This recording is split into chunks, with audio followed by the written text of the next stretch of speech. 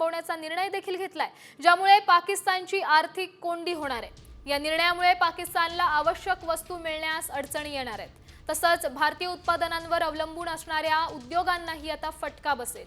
ही बंदी तात्काळ स्वरूपात लागू करण्यात आली आहे।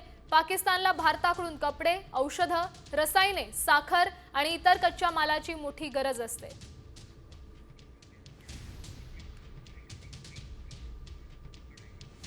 पुढची बातमी पाहूयात। भारताने पाकिस्तानला आर्थिकदृष्ट्या खिळखिळ करण्यासाठी पावलं टाकली आहेत। पाकिस्तानला दिला जाणारा आंतरराष्ट्रीय निधी थांबवण्याची तयारी आता भारताने सुरू केली आहे। IMF कडून पाकिस्तानला दिलेल्या कर्जाची सखोल तपासणी करण्याची मागणी केली आहे। आंतरराष्ट्रीय नाणेनिधीच्या बैठकीत हवामान बदल कर्ज कार्यक्रमांतर्गत 1.3 अब्ज अमेरिकन डॉलर्सच्या नवीन व्यवस्थेसाठी पाकिस्तानच्या कर्मचारी स्तरीय करारावर चर्चा होणार आहे।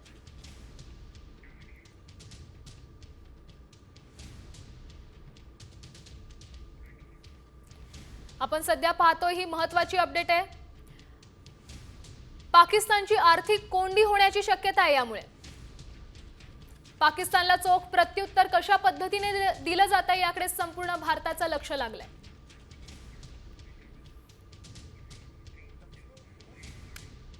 पुढची बातमी पाहूयात। जम्मू आणि काश्मीरच्या अखनूर सेक्टरमध्ये काल मुसळधार पाऊस झाला। या मुसळधार पावसामुळे सलाल धरणाचे दरवाजे हे उघडण्यात आलेत। सलाल धरणातून भारताने चिनाब नदीत पाणी सोडले। यामुळे पाकिस्तानात पूरसदृश्य परिस्थिती निर्माण झाली। पाकिस्तानात अनेक भागात पुराचा धोका निर्माण झाला।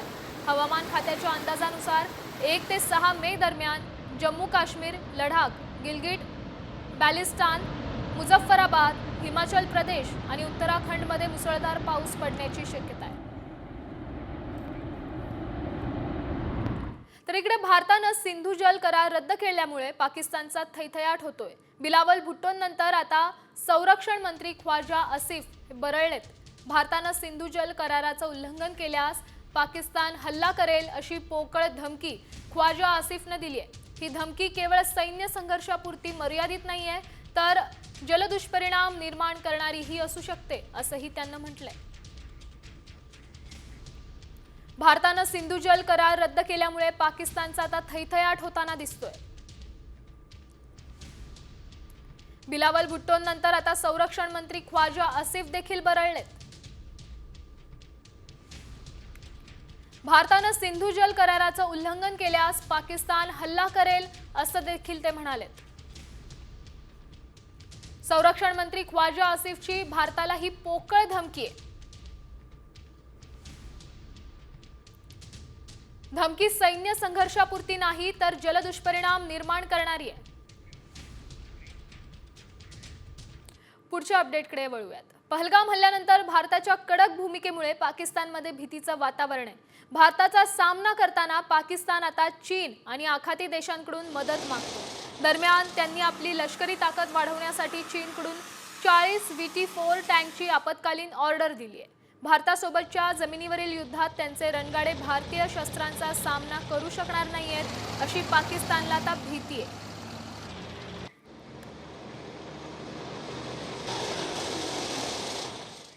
आता एक सविस्तर बातमी पाहूयात। पाकिस्तानाकडून प्रियकरासोबत भारतात आलेल्या सीमा हैदरला पुन्हा पाकिस्तानात पाठवलंय। होय, सीमाला पुन्हा पाकिस्तानात पाठवून दिल्याचा दावा करण्यात आलाय। मात्र खरंच सीमाला पाकिस्तानात पाठवलंय का याची आम्ही पडताळणी केली। यावेळी काय सत्य समोर आलं पाहूयात। मैं यही गुहार लगाऊंगी मोदी जी और योगी जी से, मैं इनकी शरण में हूँ, मैं इनकी अमानत हूँ। बेटी पाकिस्तान की थी, बहू भारत की हूँ, मुझे यहाँ रहने दिया जाए। हीच ती सीमा हैदर। मला पाकिस्तानात पाठवू नका अशी विनंती मोदी आणि योगींना करतीये। मात्र याच सीमा हैदरला पुन्हा पाकिस्तानात पाठवण्यात आलंय असा दावा करण्यात आलाय। मैं यही गुहार लगाऊंगी मोदी जी और योगी जी से, मैं इनकी शरण में हूँ, मैं इनकी अमानत हूँ। बेटी पाकिस्तान की थी, बहू भारत की हूँ, मुझे यहाँ रहने दिया जाए। सीमा हैदरला पाकिस्तानात पाठवलं।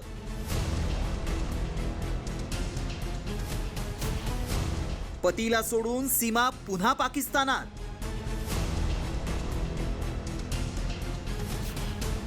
व्हायरल मेसेज मागचं सत्य काय?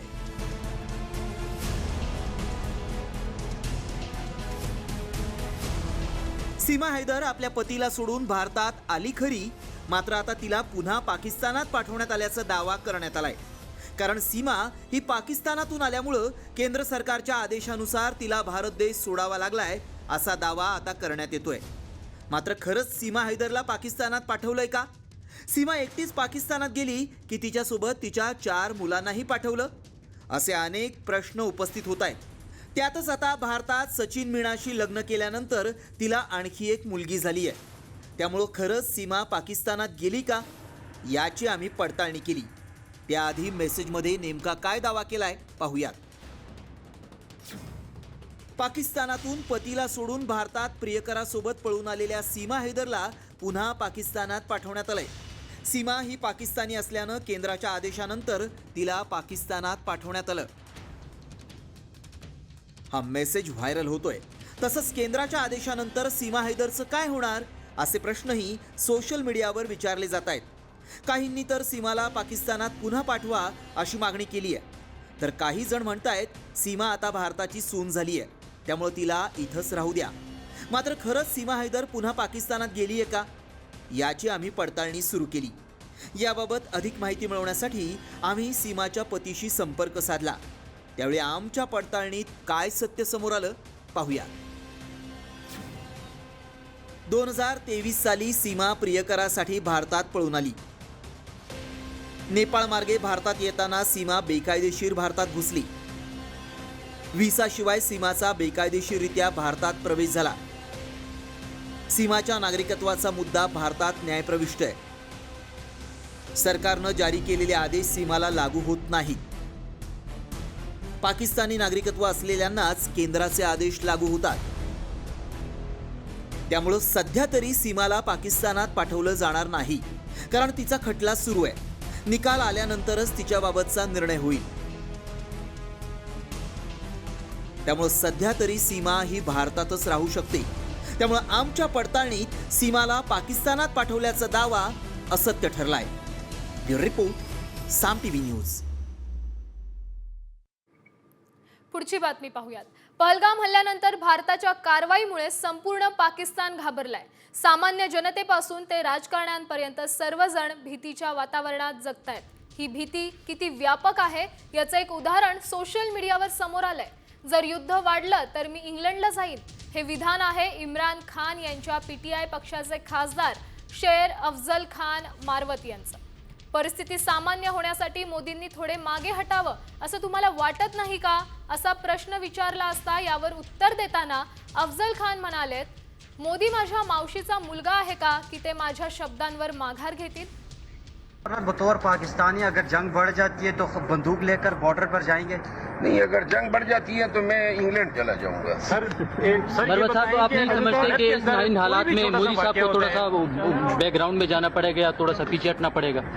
इन हालात में आप नहीं समझते कि मोदी को थोड़ा सा पीछे जाना चाहिए ताकि हालात नॉर्मल हों? मोदी मेरे खाला का बेटा है जो मेरे कहने से पीछे जाएगा. आता बातमी राज्याच्या राजकारणातून आहे. ग्रामविकास मंत्री जयकुमार गोरेंच्या बदनामी प्रकरणात रामराजे नाईक निंबाळकरांचा हात असल्याचा आरोप करण्यात येतोय. रामराजेंसोबत आरोपी महिलेचा संवाद साधणारी ऑडिओ क्लिप व्हायरल होतीये. आरोपी महिलेला रामराजेंनी पैशाची मदत केल्याचा ऑडिओ क्लिपमध्ये दावा करण्यात आलाय. नेमकं काय आहे या ऑडिओ क्लिपमध्ये पाहूयात. मॅडम नमस्कार. हा नमस्ते. ते तुमचा मेसेज आला पण मी मुद्दाम प्रदीपला बोलून घेतलं. मग हो नाही बरं झालं ते. इतकं आपण तुम्ही धाडस केलंय ते काय माझ्या डोक्यात म्हणाला आता एक काम करा, हा तुम्ही घरीच थांबा. प्रदीप येईल 4:30. तू गाडी आणली नाही रे बघ, तो येईल तुमच्याकडे. बर ठीक आहे चालेल. तिथनं काय करा, हा आता थोडीशी सोय करतो मी. बर त्याच्यावर मोठं काम म्हणजे त्या कुपरमध्ये दिवाळी झाल्यावर तुमची सोय करतो. त्या बँकेच्या माझ्या डोक्यात काय ते मी तुम्हाला सांगतो. हा ते काय असतं, बँक ॲश्युरन्स नावाचा एक प्रकार असतो. हा त्याच्यात कसं आहे, या बँकेच्या 300-350 शाखा आहेत. हा ते आम्ही कुठल्या तरी एका इन्शुरन्स कंपनीला तिथं बसायची परवानगी देणार बर आणि धरून झाला की सातारच्या एका ब्रँचमध्ये 5 कोटीचा टर्नओव्हर त्यांचा झाला माझा त्या इन्शुरन्स कंपनीला. हा म्हणजे 17% पैसे आम्हाला बँकेला मिळणार. बर मग तिथं आम्ही काय करणार होतं, ती इन्शुरन्स कंपनी जी कोणी येईल हा टेंडर होईल हा त्यांना आम्ही प्रेशर करणार की हे आमचे 50 घ्या, हा असा एक विषय आहे. पण तो इन्शुरन्स कंपनीकडनं होईल. हे जर तुमचं जुळलं हा तर तुमची सोयच होईल ना, जवळच्या जवळच म्हणते. तर शिर्डीतून एक महत्त्वाची बातमी आहे. शिर्डीच्या साईबाबा संस्थानला धमकीचा मेल आलाय. साई मंदिर भीषण पाईप बॉम्बनं उडवून देण्याची धमकी देण्यात आली आहे. काल सकाळी आला हा धमकीचा मेल. मेलमध्ये नेमकं काय आहे तर साईबाबा संस्थानसह शिर्डी पोलिसांकडून ही माहिती देण्याची टाळाटाळ करण्यात आली आहे. यापूर्वी देखील साई संस्थानला धमकीचे मेल आल्याच्या घटना घडल्या आहेत. या संदर्भात अधिकची माहिती देण्यासाठी आपले प्रतिनिधी सचिन बनसोडे फोन लाईनवरून आपल्यासोबत जोडले गेलेत. या धमकीच्या मेलमध्ये नेमका काय उल्लेख करण्यात आलाय? काल सकाळी खरं तर हा धमकीचा मेल साईबाबा संस्थांच्या मेल आयडी वरती आलेला आहे आणि साईबाबा मंदिर जे आहे ते भीषण पाईप बॉम्बने उडून देऊ अशी धमकी या मेलमध्ये देण्यात आलेली आहे.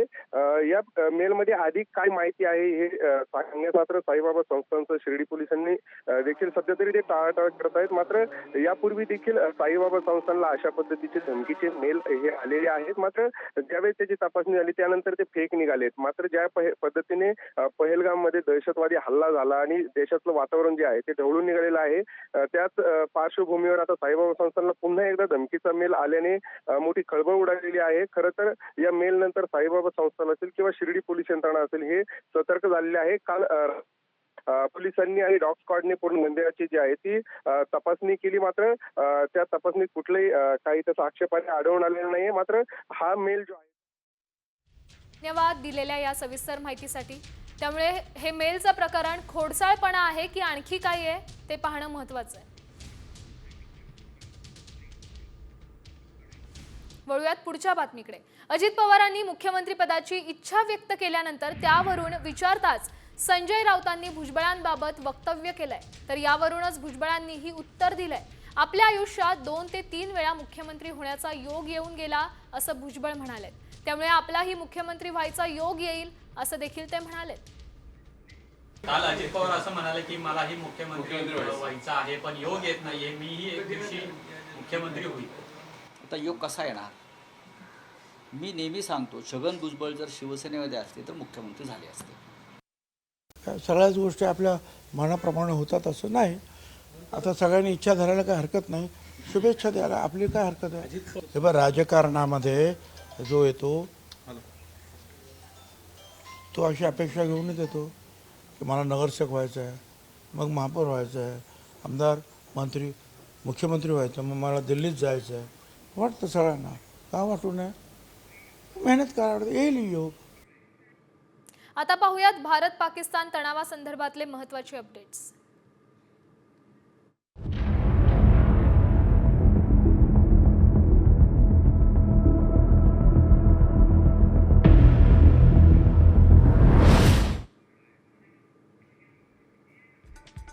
आम्हाला युद्ध नको तर शांतता हवी आहे. आम्ही या सरकारला कंटाळलो आहोत असं पाकिस्तानचे नागरिक म्हणतात.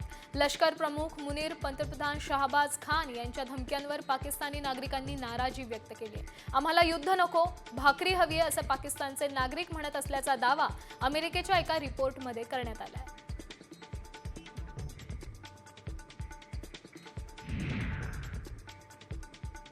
पाकिस्तानी पंतप्रधानांचं यूट्यूब भारताकडून ब्लॉक करण्यात आलंय. तसंच बाबर आझम, शाहीन आफ्रिदी आणि मोहम्मद रिझवानच्या इंस्टाग्राम अकाउंटवरही बंदी घालण्यात आली आहे.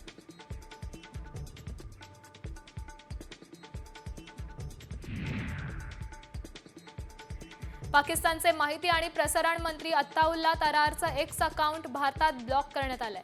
तरारचा फोटो आणि कव्हर इमेज देखील एक्स प्रोफाईलमधून हटवण्यात आलाय. पहलगाम दहशतवादी हल्ल्यानंतर भारत पाकिस्तानवर लष्करी हल्ला करू शकतो अशी धमकी तरारनं दिली होती.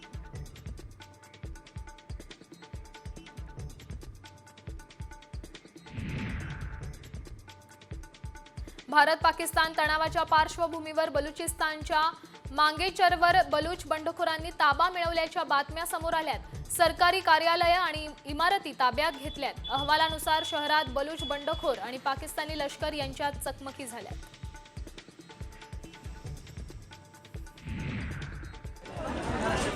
भारत कधीही हल्ला करू शकतो अशी पाकिस्तानला भीती आहे, म्हणूनच पाकिस्ताननं पीओके म्हणजेच पाकव्याप्त काश्मीरमधील लोकांना त्यांच्या धान्य साठा करून ठेवण्याचे आदेश दिलेत। नियंत्रण रेषेला लागून असलेल्या भागात राहणाऱ्या लोकांना विशेष सावधगिरी बाळगण्याचा सल्लाही देण्यात आलाय।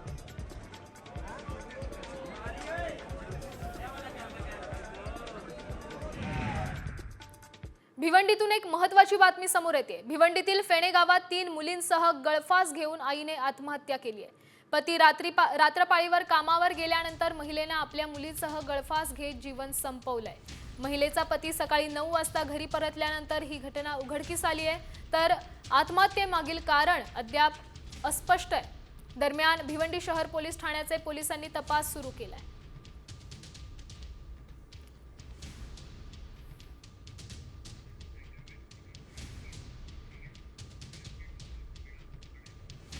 राजकीय घडामोडींचा आढावा घेऊयात टॉप 5 मधून।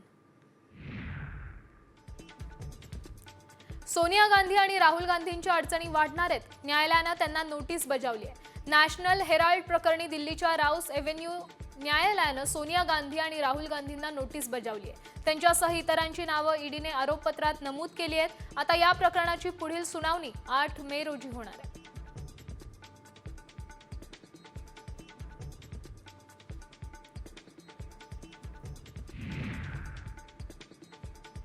लाडकी बहीण योजनेचा एप्रिलचा हप्ता बँकांमध्ये जमा करण्याची प्रक्रिया सुरू झाली आहे। महिला बाल विकास मंत्री अदिती तटकरेंनीच अशी माहिती दिली।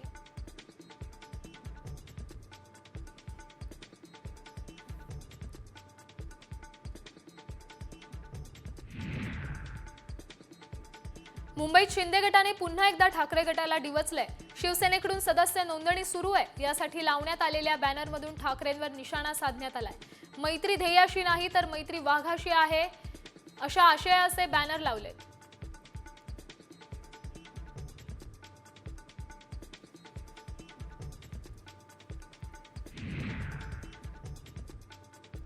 शरद पवार आणि गौतम अदानी यांच्यात काल पुण्यात बैठक झाली आहे। दोघांमध्ये तब्बल 2 तास चर्चा झाल्याची माहिती मिळते। यावेळी सायन्स अँड टेक्नॉलॉजी पार्कच्या प्रकल्पावर चर्चा झाल्याचं सांगण्यात येत असलं तरी नेमकं कारण अस्पष्ट आहे।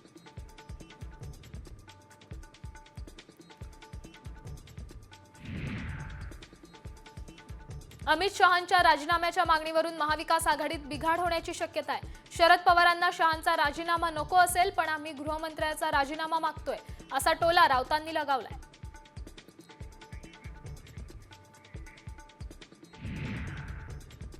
आता कामासंदर्भात महत्त्वाच्या 5 बातम्या पाहूयात। मध्य रेल्वेने रविवारी 4 मेचा मेगा ब्लॉक रद्द केलाय। 4 मेला नीटची परीक्षा असल्यामुळे विद्यार्थ्यांची गैरसोय होऊ नये म्हणून सेंट्रल, हार्बर आणि पश्चिम रेल्वेवरचा रविवारचा मेगा ब्लॉक रद्द करण्यात आलाय। त्यामुळे मुंबईकरांची गैरसोय टळणार आहे।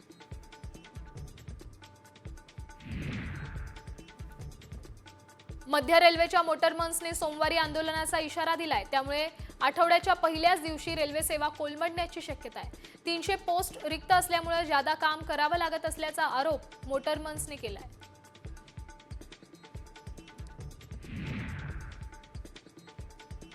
एसईबीसीच्या आणि ओबीसीच्या विद्यार्थ्यांना जात वैधता प्रमाणपत्र सादर करण्यासाठी 3 महिन्यांची मुदतवाढ देण्यात आली आहे। त्यामुळे अभियांत्रिकी, वैद्यकीय आणि अन्य व्यावसायिक अभ्यासक्रमात शिकत असलेल्या विद्यार्थ्यांना मोठा दिलासा मिळणार आहे।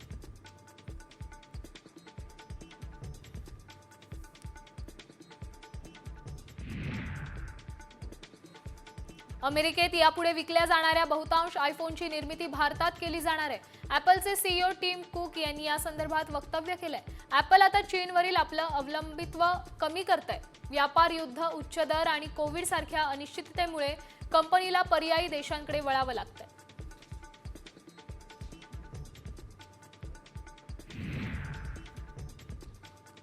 महाराष्ट्र राज्य माध्यमिक आणि उच्च माध्यमिक मंडळाने 10वीच्या परीक्षा शुल्कात 50 रुपयांची वाढ केली आहे। याआधी 10वीच्या नियमित विद्यार्थ्यांकडून परीक्षा शुल्क 470 रुपये घेतले जात होते, ते आता 520 रुपये यंदाच्या शैक्षणिक वर्षापासून करण्यात आलंय।